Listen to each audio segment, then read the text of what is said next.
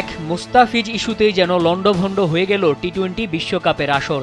একদিকে বাংলাদেশের বিশ্বকাপ বয়কট, অন্যদিকে পাকিস্তানের ভারত ম্যাচ বয়কটে ঘুম উড়ে গেছে আইসিসির। কারণ বিশ্বকাপ শুধু ব্যাট বলের লড়াই নয়, এর সঙ্গে জড়িয়ে আছে বড় অঙ্কের আর্থিক বিষয়ও।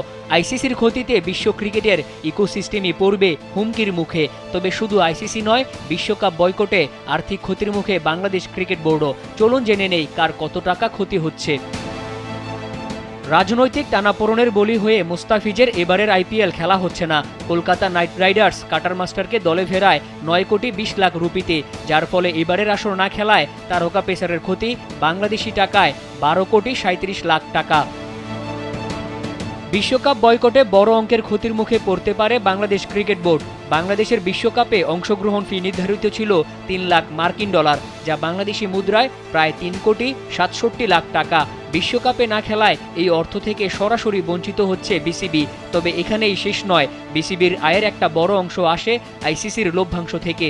ভারতীয় এক সংবাদ মাধ্যম জানায়, বিশ্বকাপে অংশ না নিলে বাংলাদেশের ক্ষতির পরিমাণ হতে পারে প্রায় 27 মিলিয়ন মার্কিন ডলার, যা বাংলাদেশি মুদ্রায় প্রায় 330 কোটি টাকা, যা বার্ষিক আয়ের প্রায় 60%।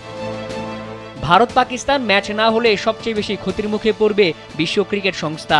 ভারতীয় সংবাদ মাধ্যম এনডিটিভির দাবি, 2 চিরপ্রতিদ্বন্দ্বীর ম্যাচ ঘিরেই জড়িয়ে আছে প্রায় 50 কোটি মার্কিন ডলারের বাজার, বাংলাদেশি মুদ্রায় যা 6120 কোটি টাকারও বেশি। এই ম্যাচে বিজ্ঞাপনের হার সাধারণত প্রতি 10 সেকেন্ডের জন্য 25 থেকে 40 লক্ষ টাকা হয়ে থাকে, যা অন্য শীর্ষ দলগুলোর বিরুদ্ধে ভারতের নকআউট ম্যাচগুলোকেও ছাড়িয়ে গেছে।